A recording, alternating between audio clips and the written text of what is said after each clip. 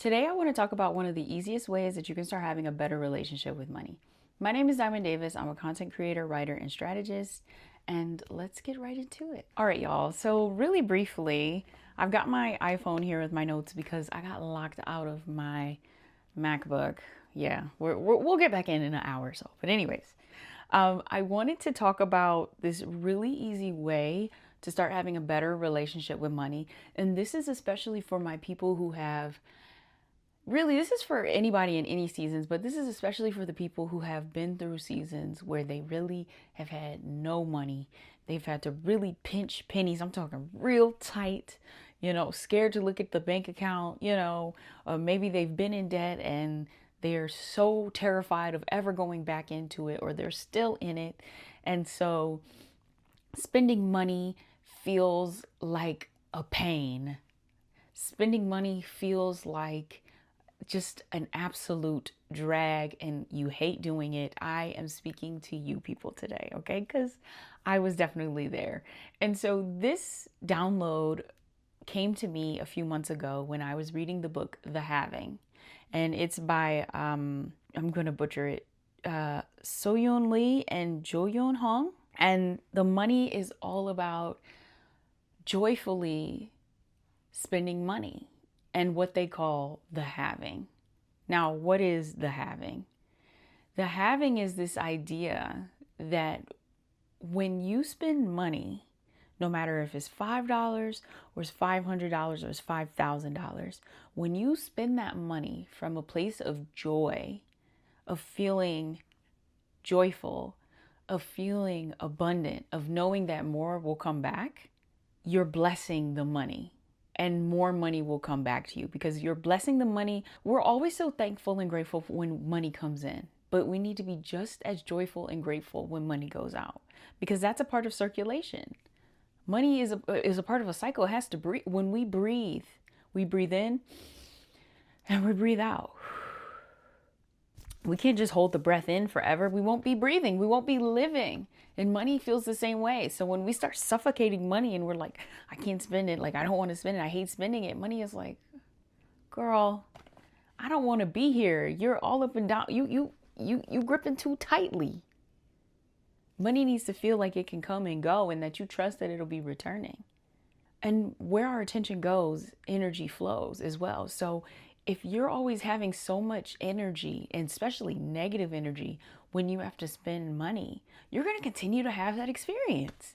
You're like, oh my God, $10 for gas. Oh my God, $100 for this bill. Oh my God, like, I hate this, I hate this, I hate this. And what are you saying to the universe? Because the universe doesn't understand, oh, I hate this. The universe just understands, oh, they're focused on the money flowing out. Let's give them more of that. Let's give them more of the money flowing out because that's all they ever focus on. And money is sitting here thinking like, oh my God, you're complaining about spending $20? Girl, I'm never giving you 20,000. I'm never giving you 20 million. Because what would you do? You literally wouldn't be able to handle spending $1,000. If you cry and complain and moan about spending $100, money does not want to stay with you and money does not want to come back to you.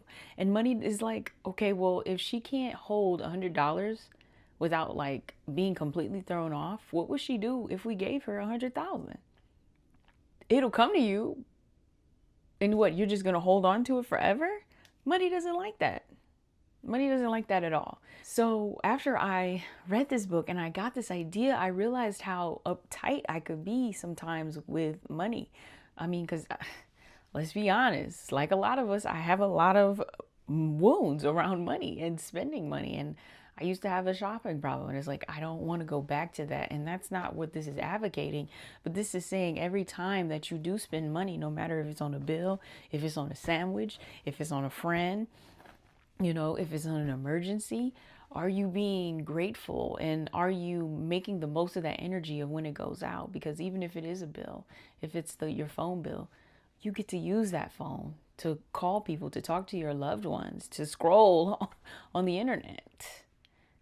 If it's your light bill, you have lights on. If it's the water bill, you have water to wash your face. I almost said the other thing, but you've got water to wash up and to cook and to clean with. So why are you complaining?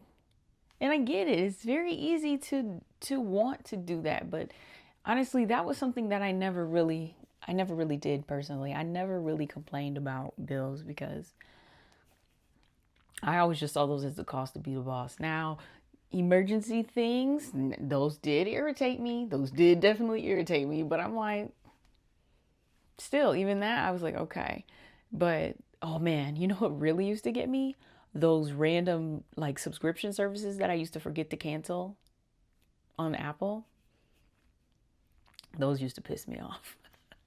Those used to piss me off. But then I had to think like, well, one, you're getting this service even though you're not using it. You did use it. And then I had to think like, if you were being a good steward of your money, you would have been on top of this thing and you would have canceled it, but you didn't.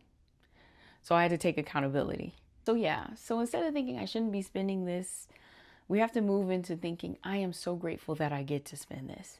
And then I also know for a lot of us that maybe have struggled, like, I'm grateful that I'm able to pay my car insurance. Like, because I remember a time when that was tough. You know what I'm saying? Like, I remember when I couldn't. And I just wish I could. So I wouldn't be riding dirty. You know? We really have to understand that circulation is expansion. And when we try to hold things tightly, when we are trying to grip things so tightly so they don't move, that is actually contraction, right? Because if I'm gripping this water bottle like this, it can't move. That's stagnation. It's not going to be able to circulate.